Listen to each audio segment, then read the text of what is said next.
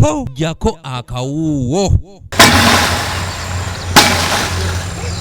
Kino kiddiridde okwatibwa kwa Angura Dennis nga yeekobana ne ssentebe w'ekyalo Nakagere ekisangibwa mu ggombolola y'e Goma mu munisipaali y'e Mukono wamu n'abaana b'omugenzi Haji Musa nnyama yalwo bwe batyo ne batunda ettaka eriweza yiika nnamba ng'ettaka lino kwekutudde essomero lya Nakagere Muslim Primary School. Wetuukidde mu kifo kino ng'ab'obuyinza bamaze dda okukutula sseŋŋenge eyabadde ateereddwa okwetooloola ekifo kino nga n'ekigendererwa kwe kukwata omugagga ono n'atwalibwa ku poliisi y'e Goma. Nkwogerako n'abatuuze balumiriza ssentebe waabwe nti yeekobana n'omugagga ono okutunda ettaka lino.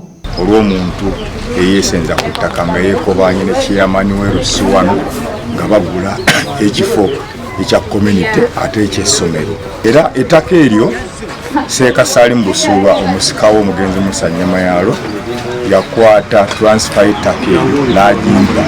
Nangamba temwawulanga essomero n'omuzikiti n'ekisaawe ky'omupiira bisigale nga birabutya. Tugenze wano, tugenze wali, tugenze eno, tugenze eri ne bitulemerera ensonga ne tuyoka tuzisindika mu batusingako. Moses Bizibu nga ye ssentebe w'akakiiko akakulembera abazadde wamu n'abasomesa annyonnyodde nti kati bali mu kutya okutagambika oluvannyuma lw'okubanga essomero terikyalina kaabuyonjo wamu n'ekisaawe abayizi we bazannyira byonna ebyatwalibwa omugagga ono. Kati aba akatiddwa kirungi nnyo kitwale omukisa.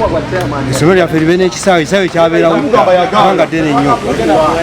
Essomero lirina ekisaawe n'essomero ne gavumenti netuliwaayo. Abamu ku bakwatibwako bagamba nti kyababuukako okulaba ng'omugagga ono azingako ekisaawe ky'essomero ng'ate bagezaako okumuyimiriza basibira mu mbuzi ekogga nga kati wano basabidde gavumenti okuvaayo okulwanirira essomero lyayo. N'aleeta amagye ne batusiba batukwata ne batusiba nga tumenye ekikomera kye yali asibye ekyasooka ne batulumba ssaawa 8 n'ekitundu ez'ekiro abantu twasibwa abantu 7 ekiro ekyo.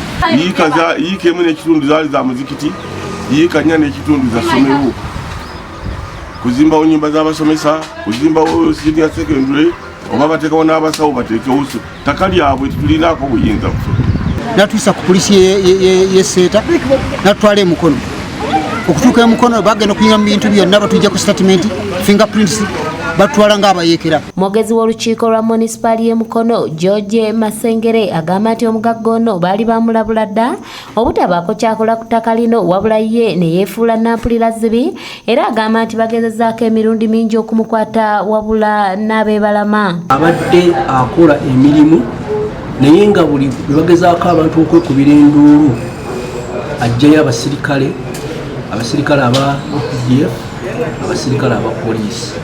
Ndowooza abatuuze kwe kulowooza kirabika mwami waaki wa State House naye nga tumaze okutegeeza RDC. Mu ngeri y'emu omukubiriza w'olukiiko lwa disitulikiti y'e Mukono Betty Hope nakasa obuzibu buno abutadde ku gavumenti okwesulirayo gwa naggamba ku bintu byayo era n'anokolayo amasomero ag'enjawulo okuli Lweza Primary, Kyetume, Kone Bishop Schools nga gonna gagulana n'abantu ssekinnoomu ku nsonga z'ettaka. Kati tulina ne Nakagere umeya nga nabo omuntu yajja n'agula n'atwala ekisaawe n'akizimba nako n'afuna ne tayito ku ttaka eryo. So obunafu obwo tubunenyeza abakozi ba gavumenti, tunenya DEO atula mu offices ezo, tunenya PTA ebeera evunaanyizibwa oba ekwasaganya abasomesa n'abazadde ate n'amasomero agagabeera mu bitundu. Bantu mmwe mulina obuvunaanyizibwa bunene bwe muteekeddwa okukola okulaba nga amasomero gafuna titles, gafuna agreements, gafuna ebyapa. Patirisi Kyewalabye yakusakidde eggulire lino ku lwa ABS television. So tusaba nkuba omulanga eri buli enna gwe kikwatako